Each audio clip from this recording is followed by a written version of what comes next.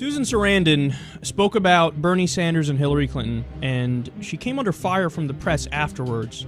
So let's watch, and then I'll explain why. You just said on the right side of history, which is interesting to me. I think in certain quarters there's growing concern that the folks that are into Bernie Sanders have come to despise Hillary Clinton or reject Hillary Clinton, and that should she be the nominee, which is as yet undetermined, they will walk away. That's a legitimate concern because they're very passionate and very principled. But isn't that crazy? If you believe in what he believes in? Yeah, but she doesn't. She's accepted money from all those people. She doesn't even want to fight for a $15 minimum wage. So these are people that have not been, that have not come out before. So why would we think they're going to come out now for her? You know, you really think that? I think there's a good possibility. I talk to people who either want to write. I talk to Republicans who have written him in already. You know, and they just feel like she's not authentic, that she's a liar, that they don't trust her. So what difference does it make? You know, if you're a small farmer and you're fracking on your property in Idaho, they just passed a bill where they can frack on private land. Yeah. And you know that she's taken money from fracking. Why would you think that she's going to have your back? Well, because they make the argument that there are all kinds of politicians, Barack Obama is the one that Hillary Clinton cites all the time, who have done things to effectively rein in industries or reform industries that they've taken money from.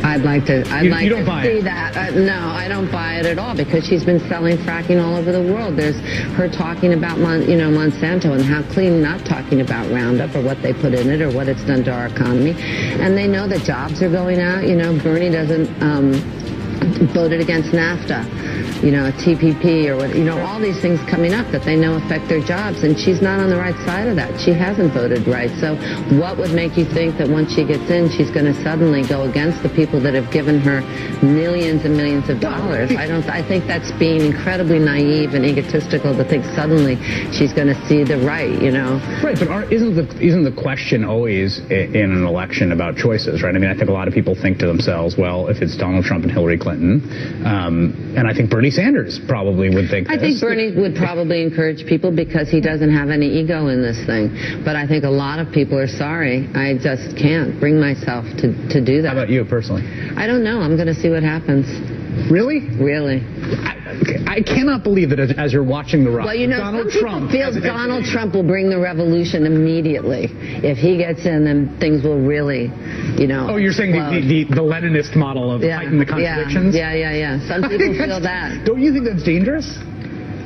I think that what's going on now, if you think that it's pragmatic to shore up the status quo right now, then you're not in touch with the status quo. The status quo is not working, and I think it's dangerous to think that we can continue the way we are with a militarized police force, with privatized, with the death penalty, with a low minimum wage, with threats to women's rights, and think that you can't do something huge to turn that around, because the country is not in good shape. If you're in the middle class, it's disappearing. And you look, if you want to go see Michael Moore's documentary, you'll see, it's pretty funny the way they describe it, but you'll see that healthcare, you know, and education in all these other countries, we've been told for so long that it's impossible. It's like we've been in this bad relationship, and now we have to break up with the guy because we realize we're worth it.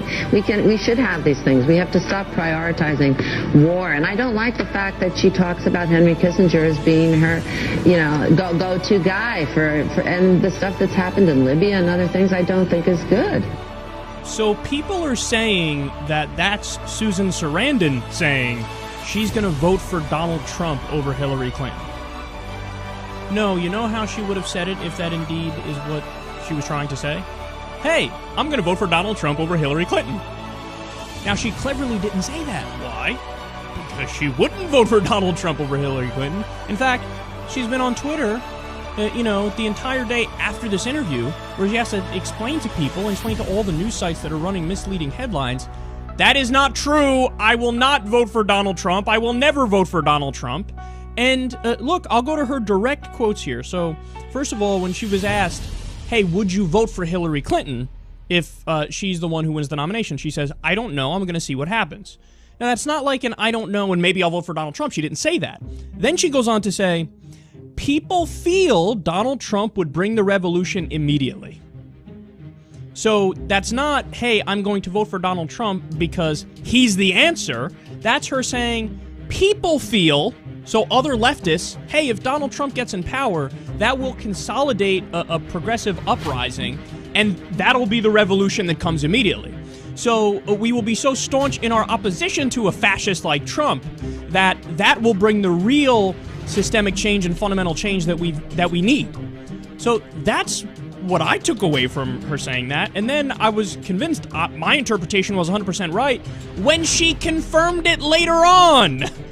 And like Jamie Lee Curtis was tweeting saying, oh, I can't believe that she said she would vote for Donald Trump, and she's responding like, I didn't say that, and I wouldn't. My point is that, quote, people feel Donald Trump would bring the revolution immediately, not because he's some sort of progressive lion, but because you would make the opposition come together and really be strong in our resistance, and then you'd have the uprising. And again, on the Hillary Clinton point, I don't know if I'll vote for her in the general. I'm going to see what happens. That's the same point that I've made. I mean, I did a whole segment based off Bill Maher's take on Bernie or Bust, where Bill Maher was really hard on them and really against them. And I basically said, I have like a more middle ground approach on this, or my feelings are somewhere in the middle, where if you're in a deep blue state or a deep red state, and there's no question your state always goes red or always goes blue, am I going to tell you go out there and vote for this, corporate sellout candidate who's against progressives on their biggest issue, which is money in politics? Fuck no. I'm not going to do that. I don't care if you stay home. Or I don't care if you vote in third party. I don't care if you write in Bernie Sanders' name. I don't care. Don't vote for Donald Trump. But I'm not going to lose sleep over you not going to vote for Hillary Clinton if you're in a deep blue state or a deep red state. If you're in a swing state, should you suck it up and vote for her, if for nothing else, just for the Supreme Court and social issues? Because she is better on social issues, and she would pick a better Supreme Court justice. Yeah, I think if your state is anywhere near a swing state, even if Hillary's the nominee, suck it up and go vote for her. So that's a middle ground approach. Now, she seems like she's taking a similar approach where she says, I don't know what I am going to do, because I think she lives in California, right? So, or New York. So her state is, no matter what, going to the Democrat.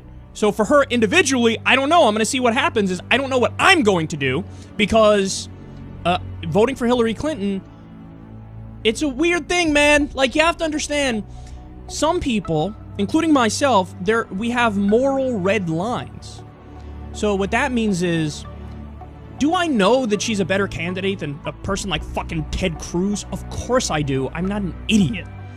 But when you have somebody who voted for the Iraq War, for example, voted for the Patriot Act, which rips up the Constitution, throws it in the garbage, Fourth Amendment gone, Eighth Amendment gone, habeas corpus, due process gone. So that's like a non-negotiable thing, but she voted for it. But when you vote for the Iraq War, and minimum 200,000 civilians die in that war, and then on top of that, you promise to make the same mistake in Syria because you want to get more involved there. You've called for a no-fly zone, and at times you called for ground troops.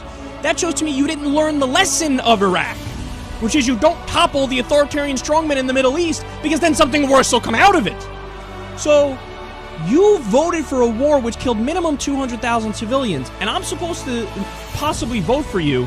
How am I supposed to explain that vote in a hypothetical world where the American empire collapses and we're all in front of a tribunal, a military tribunal, or some sort of international court, some sort of human rights hearing, where people say, well, you did vote for the person who killed minimum 200,000 civilians with that vote, or aided in it.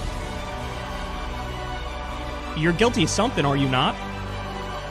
You voted for the person who killed minimum 200,000 people. So, the moral red lines are taking a historical, objective view of, imagine in any other country, like, oh, one of the candidates voted for a war, an illegal war, which ended up killing 200,000 civilians. Should we vote for him or her? People be like, what? That person should thank their lucky stars that they're not in jail. So, yeah, I have moral red lines. Yeah, many other people have moral red lines. And she's abandoned progressives on the biggest issue to them, money in politics, as Susan Sarandon is explaining right there. The leading Democratic contender has abandoned the base on their biggest issue, which is the corruption in the system, which is campaign finance, which is the fact that donors give politicians money and they expect favors, and it's I scratch your back, you scratch mine, and they get favors. This is why political science research from Princeton found that In the U.S., we are effectively an oligarchy. We're no longer a constitutional republic and a representative democracy. We're an oligarchy, effectively. So the leading Democratic candidate is saying, I believe in that system, sure. And then whenever she says she's against it, what does she say? You have to listen very carefully because the devil's in the details. We need to get the unaccountable dark money out of the system. Whoa, whoa, whoa, whoa. You know what that means, right? More transparency. So I need to know who's buying the politicians. Get the unaccountable dark money out of the system. She didn't say get the money out of the system. So she's for it. We know because of all the money she's taken. The Clinton family has raised over $3 billion with a B. $3 billion from special interests. And I'm supposed to believe she's going to fight for the progressive base and the Democratic base? My ass cheek she will. So, allow me to say this. If you are not conflicted on the idea of voting for Hillary Clinton, the problem is you. Chris Hayes, who otherwise is a great progressive, who's so shocked. Really? It would be hard for you to vote for Hillary Clinton? My goodness! Chris, how naive are you? You host a fucking political show. You're a progressive. You talk to people in the progressive base. Really? You don't know that there's discontent with Hillary Clinton for all of her policy positions? Please, man, please. So Susan Sarandon is 100% right. And no, she did not say she would vote for Donald Trump.